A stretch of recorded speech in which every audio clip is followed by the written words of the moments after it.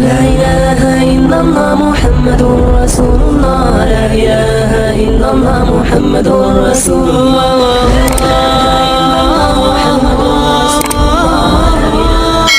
السلام علیکم ورحمۃ اللہ وبرکاتہ نحمده ونصلی علی رسولہ الکریم اما بعد فاعوذ باللہ من الشیطان الرجیم بسم اللہ الرحمن الرحیم قال اللہ تعالی فی القرآن المجید وَأْمُرْ أَهْلَكَ بِالصَّلَاةِ وَاصْطَبِرْ عَلَيْهَا۔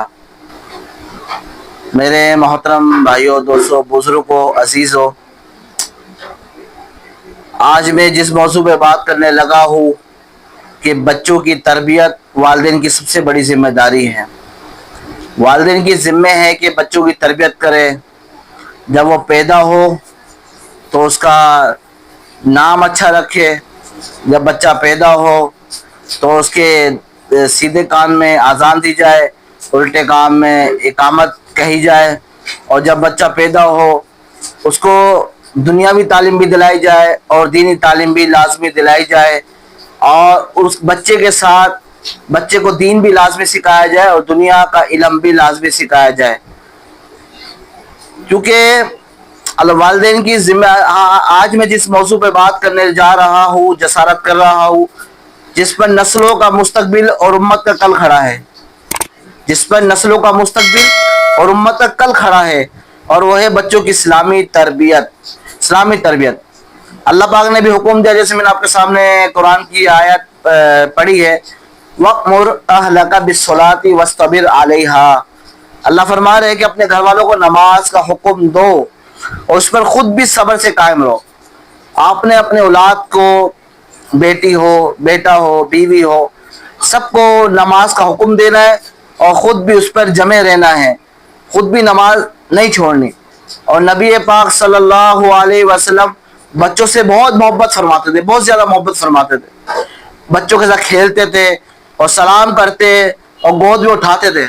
امام حسن حسین کا واقعہ تو ہمارے سامنے مشہور ہے، اور ایک صحابی کا آتا ہے کہ ایک دفعہ اللہ کے نبی پاک صلی اللہ علیہ وسلم امام حسن حسین کو پیار فرما رہے تھے، پیار کر رہے تھے، تو صحابی نے کہا یا رسول اللہ، میرے تو 10 بیٹے ہیں، مفہوم ہے 11 بیٹے ہیں، میں نے تو انہیں آج تک پیار نہیں کیا، ان کا آج تک بوسہ نہیں دیا۔ اللہ کے نبی نے فرمایا جب اللہ نے تیرے اندر سے خیر کو ہی نکال دیا، اور ایک بات ہے بچوں کے معاملے میں جب اللہ تیرے سے اندر دل میں سے نرمی نکال دی تو میں کیا کر سکتا ہوں، میں کیا کر سکتا ہوں۔ تو اللہ کے نبی جو تھے بچوں سے محبت فرماتے تھے، بچوں کے ساتھ شفقت کا معاملہ فرماتے تھے۔ حضرت انس رضی اللہ تعالیٰ فرماتے ہیں میں نے 10 سال رسول پاک صلی اللہ علیہ وسلم کی خدمت کی ہے، آج تک اللہ کے نبی نے مجھے ہی نہیں فرمایا یہ کام کیوں کیا اور یہ کیوں نہیں کیا، اور کبھی مجھے نہیں ڈانٹا، اللہ کے نبی نے کبھی نہیں ڈانٹا۔ یہ بچوں کی تربیت کرنا اللہ کے نبی نے ہمیں سکھائی ہے۔ تو میں تربیت کے 5 سنہری اصول آپ کو بتا رہا ہوں، وہ آپ اپنے پاس نوٹ کر لیں، اس کو چاہے کاپی پر لکھ لیں اور اس کو یاد کر لیں اچھی طرح۔ یہ 5 سنہری اصول، بڑے قیمتی اصول بتانے لگا ہوں آپ کو میں۔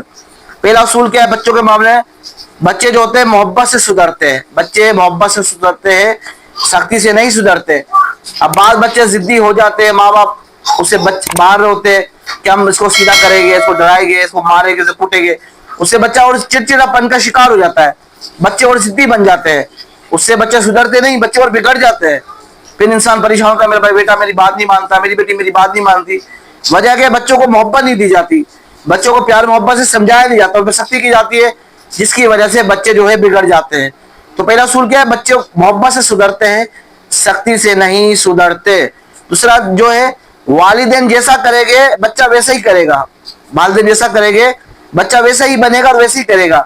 بچے جو ہے نا، ہم اگر والدین اچھا نمونہ بنیں گے تو بچے جو دیکھیں گے ماں کو کرتے ہوئے، اور بچی جو دیکھے گی باپ کو، یا دونوں بچہ بچی یا ماں کو بابا کو جو کرتے دیکھیں گے، جب گھر میں ماحول اچھا ہوگا، آپس میں محبت ہوگی، دین کا ماحول ہوگا، تو بچوں کے اندر دین آٹومیٹک خود بخود آ جائے گا، اور بچوں کے اندر خود بخود وہ اندر سرایت کر جائے گا اسلام اور دین۔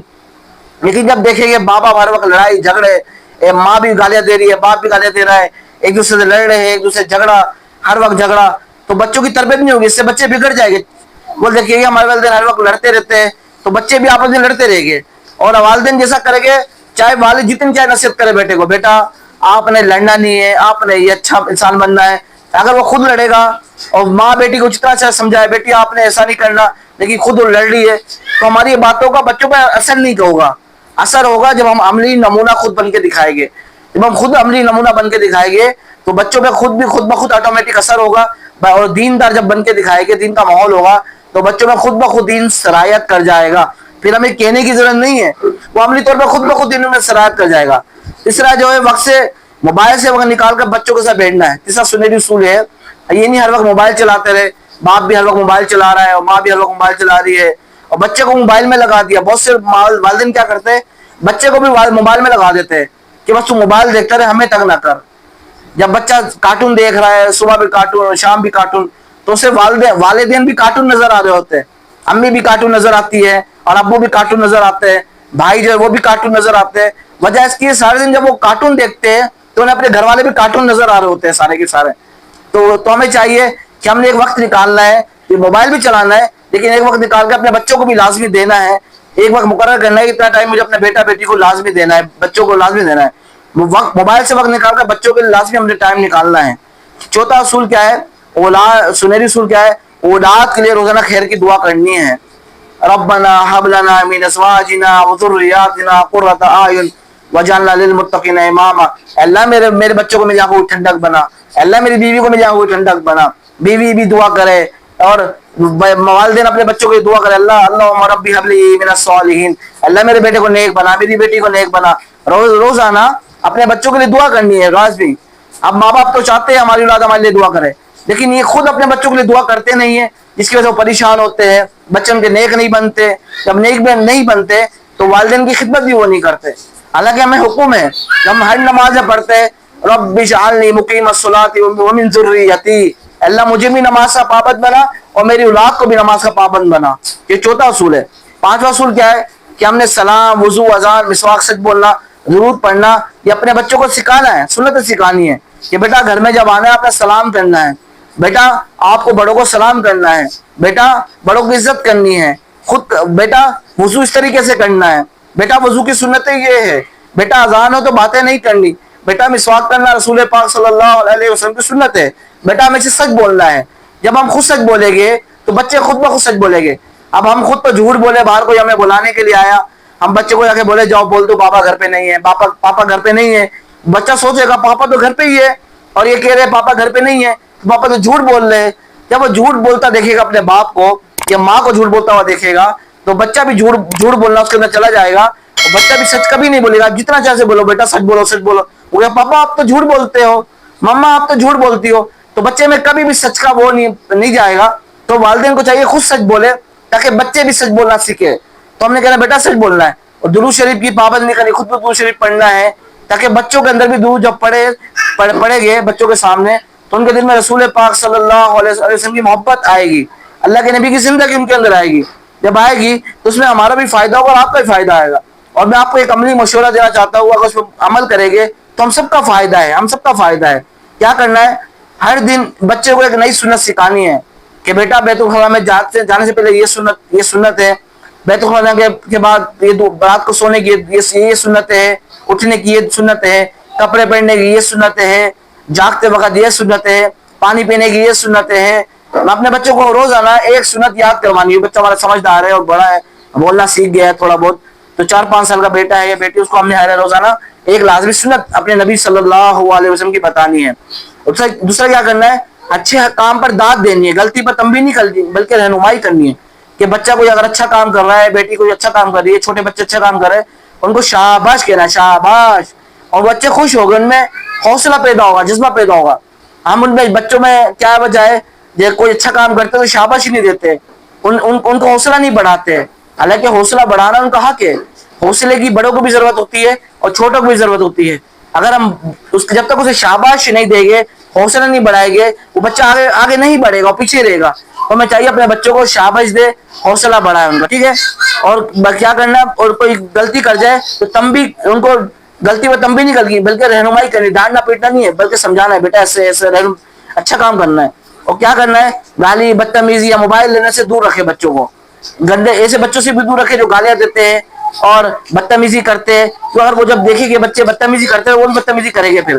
تو موبائل جو نشے سے دور رکھنے گھر کا ماحول دینی بنانا ہے، اس میں فائدہ ہے. اور کیا ہے، بچوں کو مسجد لے کے جائے اپنے، جو بچے سمجھدار ہے، بالغ ہے، پیشاب وغیرہ نہیں کرتے، بات کو سمجھتے ہیں، ان بچوں کو مسجد لے کر جانا چاہیے اور علماء دین سے ملوائے، تاکہ ان کے جب دیکھیں گے علماء دین اتنے اچھے ہوتے ہیں، ان کے اخلاق ایسے اعلیٰ ہوتے ہیں، یہ اللہ کے نبی کے وارث ہے، تو وہ ایسا ان کے اندر بھی جذبہ پیدا ہوگا، بیٹے کے اندر، بچوں میں، کہ میں بھی بڑا ہو کے عالم بنوں گا انشاءاللہ. اور ہفتے میں ایک بار نبی پاک صلی اللہ علیہ وسلم کی سیرت پر کوئی واقعہ سنا دے اپنے بچوں کو. جو واقعہ سنے گے صحابہ کرام کا یا اللہ کے نبی کی زندگی کا، تو ان کے اندر بھی جذبہ ہوگا کہ ہم بھی یہ کام کریں. ایک بچے سے کسی نے پوچھا تھا نا، بڑے کو کیا بنو گے؟ میں صحابی بنوں گا.